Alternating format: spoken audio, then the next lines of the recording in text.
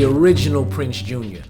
has been involved and been a part of the fabric and tapestry of Jamaican reggae music ever since the 60s, in his early teenage years growing up in downtown Kingston, Jamaica on Charles Street.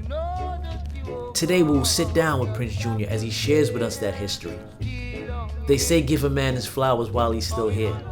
Prince Jr. being my dad, this is my way of giving him his flowers, by celebrating his contribution that he has given to the Jamaican reggae scene. So sit down with us, join us, all our vibe. It's a musical list that flick my wrist to make you jump and twist, as I would say. Music!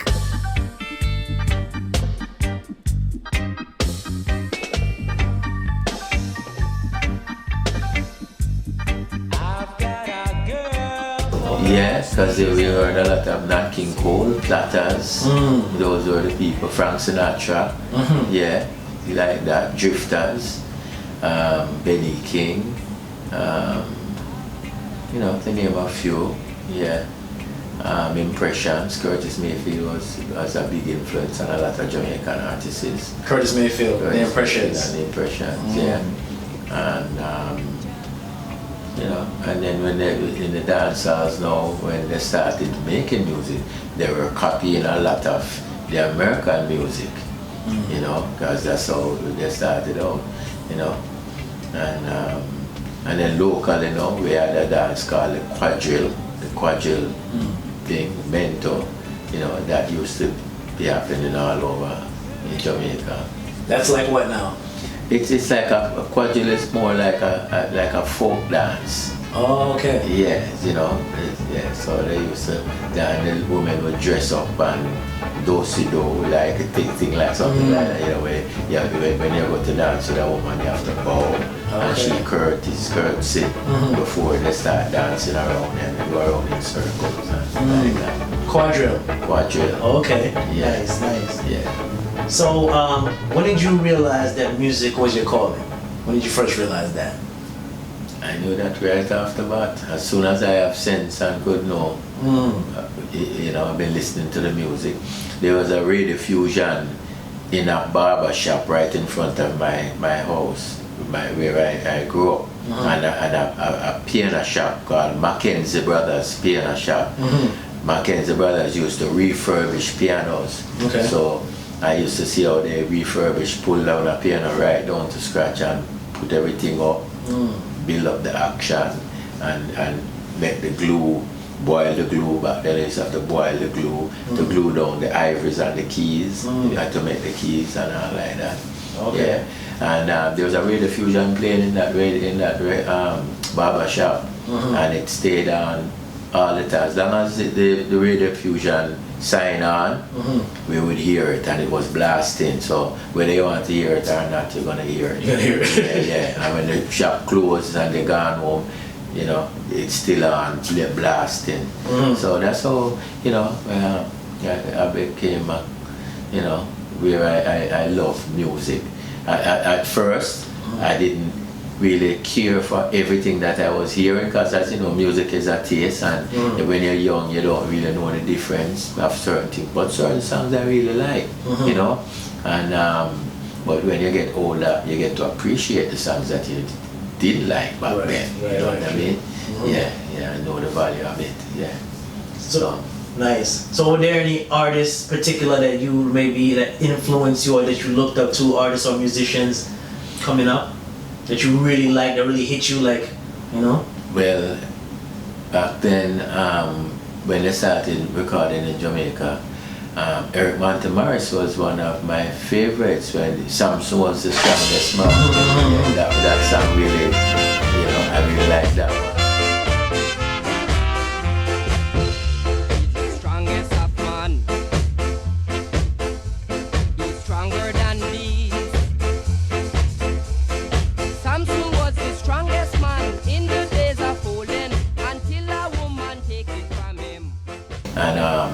So Prince Buster was right on Charles Street there, where I was. Okay. So Prince Buster, he had some kind of an influence, I'm sure, because that's where I get the name Prince Jr. Was influenced by Prince Buster. Okay. Okay. That was my next question. Where'd you get the name Prince Junior? Right. Yeah. That's how that came about. But because when Prince Buster was singing back then and recording, and of course he recorded a lot of other artists, you know, like Derek Morgan and them as well.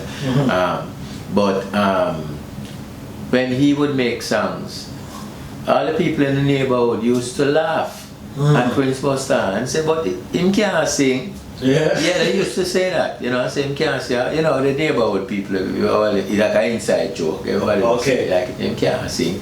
But at the same time, you know, he was putting out a lot of songs and some of them were hits, you know.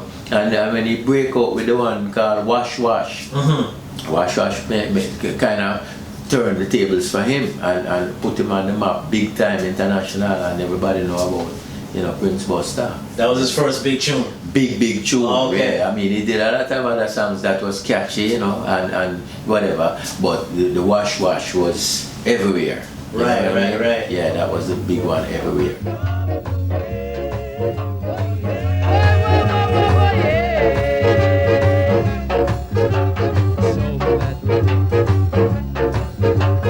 Take me across and wash all my troubles away, like that lucky old sun. Give me nothing to do but roll around heaven all day. So don't you hear me?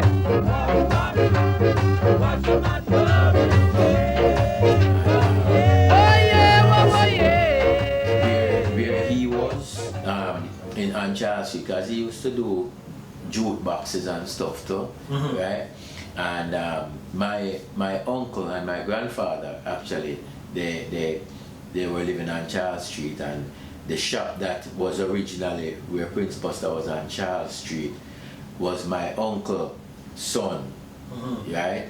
He had his sound system in there, so he was also a big influence on me with music, right? Son and Tom the Great Sebastian as well, because Tom used to put out his speaker on Charles Street and play music outside of his hardware store, locally on Charles Street. You know, so we used to hear music everywhere. The Charles Street was a music place, you know. I mean, just like how they call Orange Street, Beat Street. Yeah. Well, in the early years before they even said that, I think Charles Street, you hear music left and right there, you know. Yeah.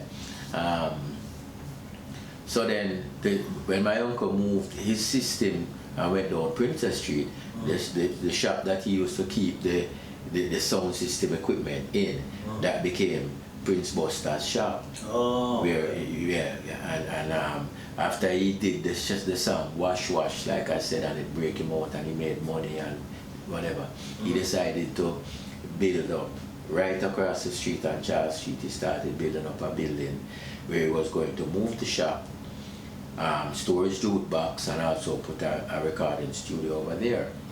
But before he could fully open up the record store over there, then other people who were on Orange Street were saying, anyone that's not on Orange Street, we're not saying anything. So he said, okay, oh yeah, and he just scrapped that and went around Orange Street, and the yard that he used to live in, I'm thinking that his family probably owned that yard, and he just started building up around here now, and then he put his shop on Orange Street.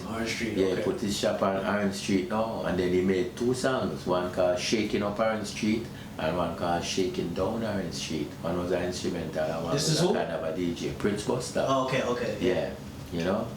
So that's how Prince Buster came on Orange Street, because originally he was on Charles Street. On Charles Street, right? Right. And Orange Street is Beat Street. There is a lot of record stores on Orange Street, from Beverly's, you know, come right down JJ's. Clancy Eccles was down there.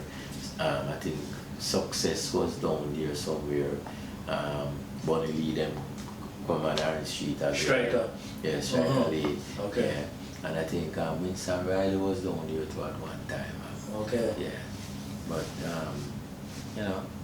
But you were young at that time, so were you too young to go to one of the dances for Uncle Son, or you were still there, or? Well, at that time, when sounds like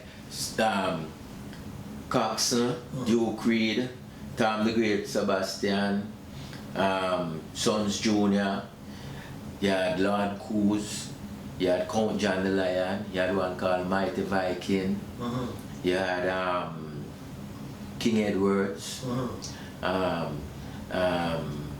Those were basically the foundation ones that from when I was too young to go. Okay. Later on, when I could go, then you had other sound systems like Sir George the Atomic coming that I noted, Sir Daly's, Emperor Fate, El Toro, El Paso, Prince Patrick, Tipatone, until eventually I started playing Tipatone sound. Okay. Yeah. Before Jawaz. Yeah, long before Jawaz, yeah, because when Tipatone started out, there was a guy named Clive used to play Tipatone, and Clive got killed. Oh. And after Clive died, then Wang Chu took over. Oh. And being as Wang Chu was a good family friend, and me as a young youth, loved music and loved the sound thing, and at that time I was playing TNT's disco. A guy called Tony Chinlai funded it. That time I was going to KC, right? And he funded that little disco. And then Gussie Clark wanted to, like he was in our group, and he I guess he liked the idea, and he decided to build an amplifier and have his own sound system. Okay. And I was the selector for Gussie Clark's as well as TNT's. And then Tipatone was a bigger sound system than ours now. And I started following Wang Chu now. And being as Wang Chu was a close friend, he used to allow me to play. Okay. And whenever he wants breaks, he would go take his break to dance or to smoke his chalice or whatever he wants to do. And I would play Okay. until eventually I become part of that system. And later on, Wang Chu and Fingerman fall out. Fingerman is the owner of Tipatone Sound, right? And they fall out. And then I was the sole player of Tipatone. Not for very long, because shortly after that, that was like in 71, and early 71, and I left Jamaica the last of April 1971 to go to New York. Whoa, way, whoa, hey, hey, whoa, yo, yo, hey. Oh gosh, whoa, yo, yo.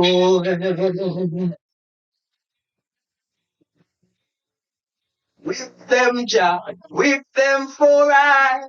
Whip them, Jah, boy, they telling lies. Whip them, Jah, please whip them for I. Whip them, Jah, boy, they telling lies. Doing all the wrongs they doing. Rasta's name. Said every little thing they do Rasta. Get the blame, so with them, Jah, please with them for right. With them, Jah, boy, they telling lies. Jah, with them for right. With them, Jah, boy, they telling lies. Yeah, you know what I mean? Yeah. Alright. Yeah. So yeah, bring us back to Dennis Brown. I wanted to ask, tell us where you first met Dennis Brown and the relationship that you guys had. Okay, well, Dennis Brown used to live in the big yard up Orange Street, and that's a yard that it goes from, there's a gate in Orange Street and there's a gate in Luke Lane, right? Now, when I used to live on Charles Street now, there were some people on Charles Street that live in my yard that had family that live in the yard where Dennis Brown lived, in the big yard. Okay. So, yeah, and then also there's a man up there that used to make flowers, a big brown skin man named Sonny. He used to make like wedding bouquets and funeral wreaths and all like that, and my mother knew him because she kind of learn that type of thing, to do that thing from that man. So we used to go up there, and that's how we meet with Dennis still.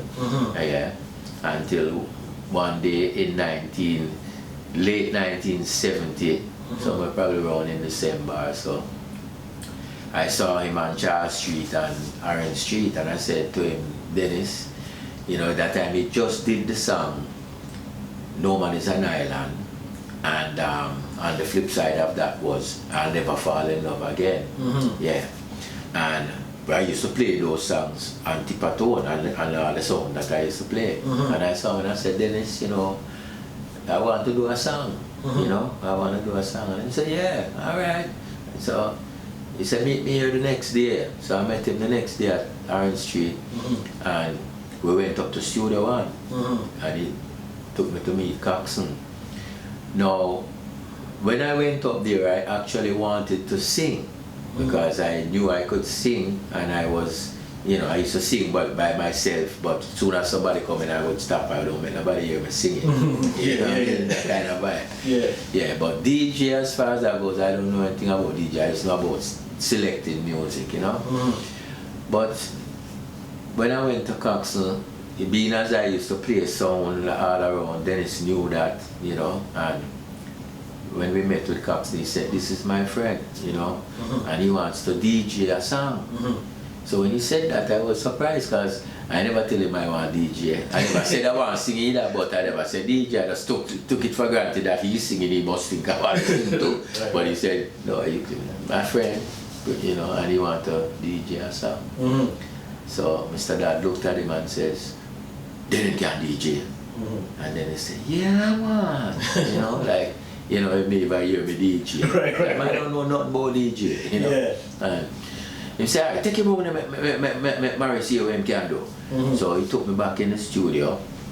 Mr. Morris, Sylvan Morris, was the studio engineer at Studio One at the time. And he said, all right, which song you want to do? So I said, okay, I want to do No, No, No, Dan Penn song. Okay. So he played the song, and I went to the studio, No, No, No, and it's playing, and I'm trying to, yeah, whoa, yeah, like, because at the time, Uri and Scotty were the two DJs that were out there at the time that were doing so, and I think Dennis Al Capone had just started out too, on record. And so I tried to kind of imitate them somewhat. And after we did that, Mr. Morris went home, and this was like about 5 o'clock in the evening, 5:30. Now Mr. Dad and myself was the only ones left in the studio. He would come around and he said, come listen to what I was doing.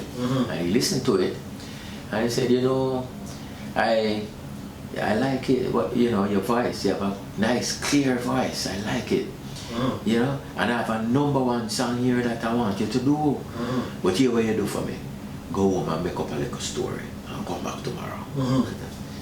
So I said, okay. I said, give me a copy of the record. And he gave me a copy, and I went home and I made up the little story. And the next day when I was going back now to the studio, I called, I go link up Gussie, because he was on Church Street right around the corner from me, and we were good brethren. Every day we see each other, because I used to eat dinner at his house every day, and then come home and eat my dinner again. Oh, Gussie? Yeah, Mr. Rob is, yeah, you know. So I link him and tell him, say, yeah, you know, I'm going to do a song, you know, I'm going to go up to the studio. And he said, okay, and he come with me. So that was the first time Gussie Clark was going to ever go into a studio. Was Studio One when he went with me to do that song. And before I go in the studio to do the song, he said, Junior, he called me Joe. He said, Joe, say something about the song. King Gussie said something, you know. So I said, okay. So on the spot now, while I'm in there and I'm DJing it, the music now, you know, I get the inspiration. One at a time, just before the song ended, and said, don't be fussy, keep it skanking to the man King Gussie. You know, so if you hear the record, you'll hear that on the record. Okay. You know? Yeah, so that was the first time. Yeah. Freddie McKay. Yeah. Picture hanging on the wall, that's the song. Yeah. And then we did that song.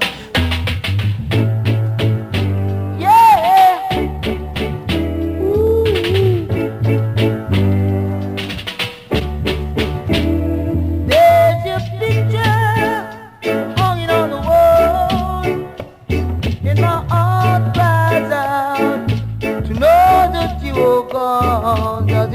to be there, still longing on the wall. Yeah, Brody left the picture hanging on the wall, and that I don't want to see it there.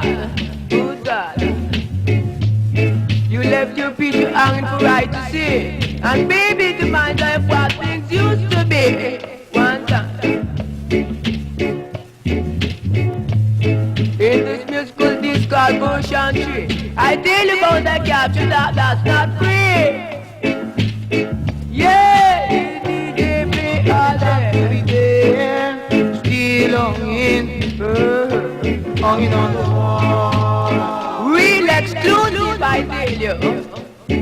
Does it have to be there, still hanging on the wall? We got done now because before then I was not Prince Junior. I was just Junior. Okay. Nobody don't know. I don't have no name besides Junior. I look a half China boy will play the sound. That's it. That's Okay. it. Yeah. So because I even go to race course that time. Yes, Euro Circle back then. Race course we call it. Mm-hmm. Yeah, and playing soccer, playing football with them boys over there. And yeah, I like one man rush me a hard way and tackle me a little way. And all of a sudden I see the next man say, "What you doing now? How do you they play tipper?" Then we don't say man will say, you know, Right. we start again fame already. Okay. You know, people know say, "Watch it," you know. Yeah.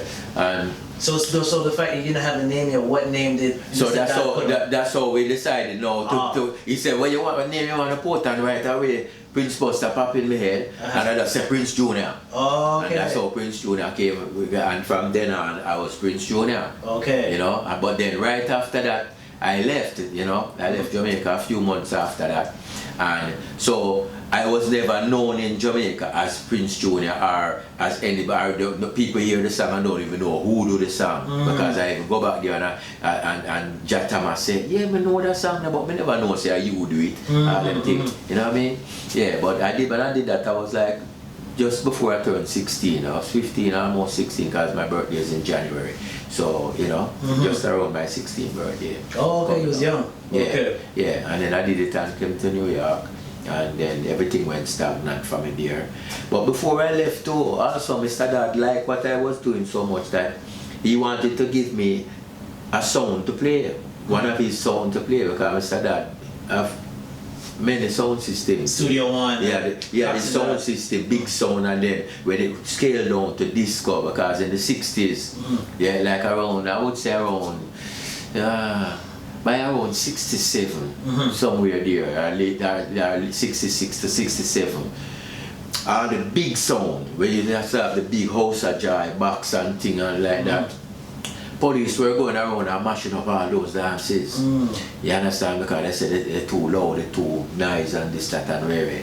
So then all the big sound man them start scale down and get to a little. So I saw the name discotheque come in now when them say them have a disco now. Okay. And that's how come I fall into the disco era now with King Gus's disco, TNT disco, Tipatone is actually a disco, Sir George had a disco too. You understand? Everybody scaled down. You understand?